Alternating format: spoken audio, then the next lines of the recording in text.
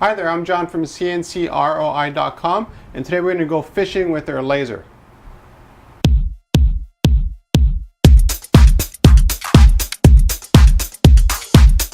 Unlike the times I go fishing with my uncle, whenever I use my industrial laser to go fishing, I actually catch fish.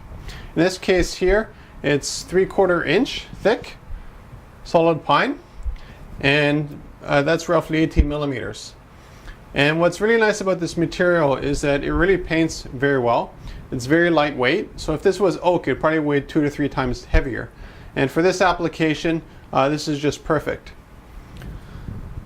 Throughout the video, what you'll notice is that the surface is kind of whitish like this, not the total pine. And the reason for that is there's a mask. And there's a mask on both sides because of this.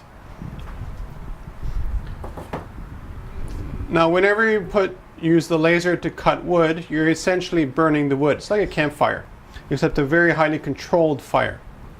And what happens is that sometimes on the surface, if you notice here, you'll see a little bit of smoke. Let's get the focus going. So you notice a little bit of smoke here. And normally that wouldn't be an issue at all, but it really starts to pop out in the back, as you can see here. And this means that basically when we're in production, in this case we made about 30 units total of different kinds of fish, we don't have to sand them. We do a couple of spot checks here and there, but it's dramatically less than this. And even when we sometimes ship these kind of products, we actually ship them with the mask as well. So you can see here the mask comes right off, and it's night and day as to the differences. So let's take a look at our industrial laser cutting a couple fish.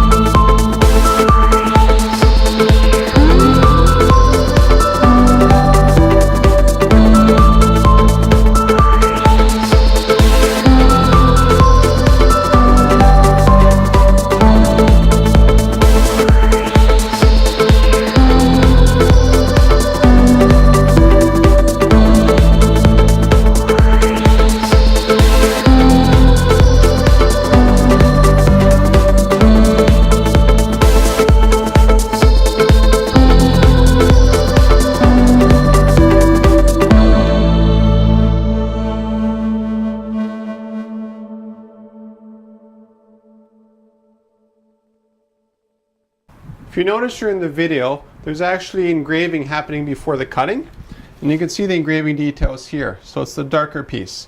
It actually has a bit of depth to it, so that if you were to paint this, I'd probably suggest using a tint instead of, or just a clear lacquer would be really nice too, instead of a solid paint, just to show the beauty of the wood. That's one reason why you use this over, let's say, MDF, which is glorified cardboard, because you want to show the beauty of the wood. But if you notice that as well, is that each fish was made individually. So you can see here 3 different fish, and they're all cut relatively at the same time. That's the advantage that we offer our customers, is that let's say you had 20 different kind of fish or whatever.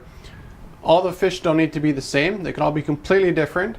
We can also customize them with names or any other details right during production. So it's not like a stamping method where you basically just pound out using a mold a whole bunch of the same things. For us, we're creating each one on demand. So that allows you total personalization. So let's say you wanted to have a fish here for a fishing club, and they all had different fish and the weights and the date. We could totally do that here in the shop using just about any material you have in mind. So what we'll do now, we'll take a look at our laser making some more fish.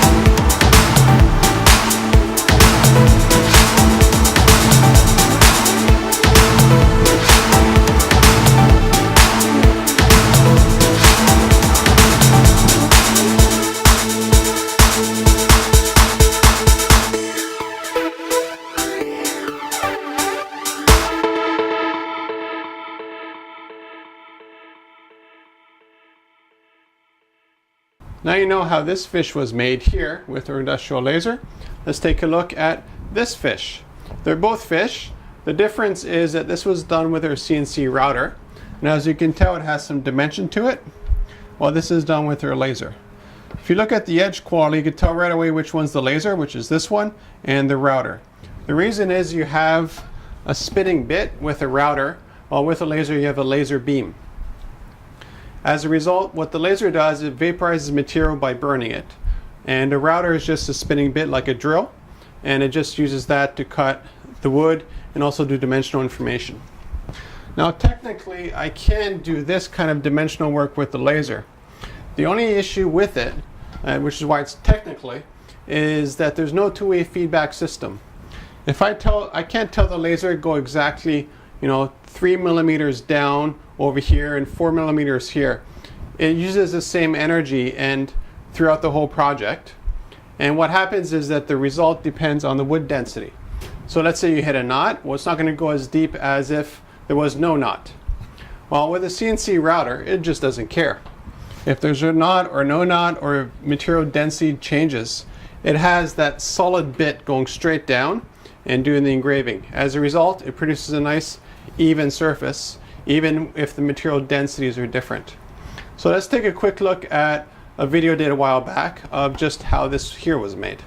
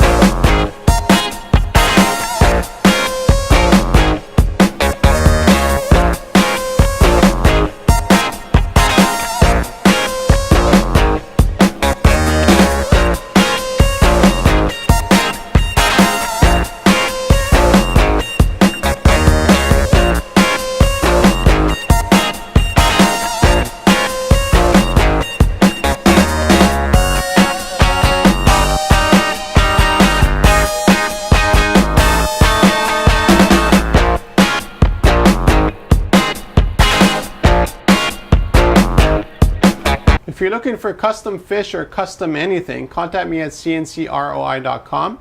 The website also has an extensive shape library, but again, that shape library can be anything you want if you don't find something specifically to your taste.